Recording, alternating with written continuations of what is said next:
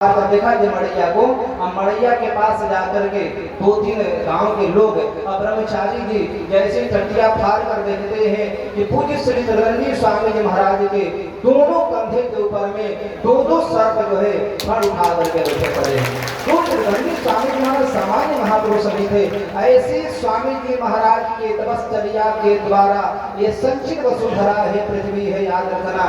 ये पूरा वो चाहे भाव काम हो, चाहे राजपुर हो, चाहे आदि आदि हो, पगड़ी हो, स्वामी जी महाराज पगड़ी तक भी आए हैं। हमारे मदन तिवारी जी महाराज तिवारी जी यहाँ बैठे पड़े हैं।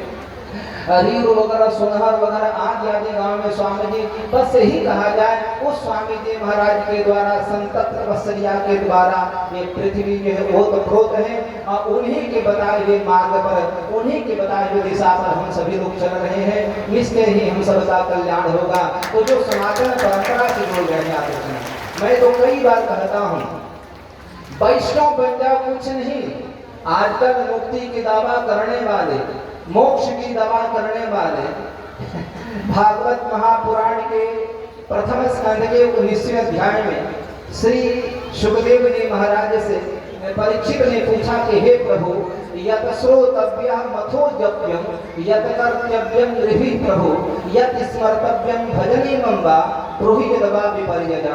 हे प्रभु, मरने वाले व्यक्ति का किसका पूजन करना चाहिए? आगे में सुखदेव जी महाराज ने बता दिया, याद रखना।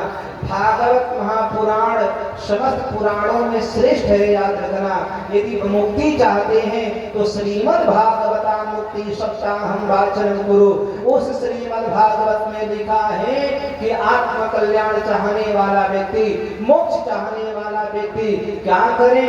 एतावान सांख्य योगाभ्याम स्वधर्म पदनिष्ठया जन्मलाभः पुरः पुंसामेन मंदे नारायण स्मृति। और लिख दिया कि भैया क्या करे? तीव्रेण भक्ति योगेन यजेत पुरुषः परम। तीव्र भक्ति के द्वारा भगवान श्री सीताराम, भगवान श्री लक्ष्मी नारायण की जो आराधना करता है उसकी मुक्ति मिल ही जाती है। छोड़ो ना से पूजा करने के बाद में मेरी बात को गांठ बांध लेना। मात्र शंख चक्र से चिन्हित हो गया हो, गले में तुलसी कमल गट्टा की माला पहन लिया हो, कान में द्वय मंत्र और मूल मंत्र पढ़ गए हो, ये मैं नहीं कहता हूँ। नते यमं पास धृतश्चतत भटान स्वप्ने ही पश्यन्ति ही चिर निस्मिता। श्रीमद् भागवत के 6वें स्कंद में स्वयं जी महाराज ने कहा है, याद रखना। तो शंख चक्र धारण कर लेने मात्र से व्यक्ति का उद्धार हो जाता है, इसमें कहीं कोई संशय नहीं है। इसलिए हम सबको विरासत में, और मैं तो कई बात कहता हूँ कि पूर्व के संस्कार उदय होते हैं तो कोई श्री संप्रदाय से यानी सनातन धर्म से, जिसकी 4 संप्रदाय है, श्री ब्रह्म रुद्र सनकादि चत्वारः संप्रदायः, चारों संप्रदाय से व्यक्ति संबंधित हो जाता है तो उसका उद्धार हो जाता है। तो आज का दिन गुरु पूजन का है, हम सब ने पूजन किया। और देखो भाई, प्रतिवर्ष हमारी भी पूजा करते थे लोग, और हम लोग तो बड़े सरकार की ही पूजा कर लेते हैं। ईमानदारी बताऊं, हाथी के पैर में सबका पैर आ जाता है ना।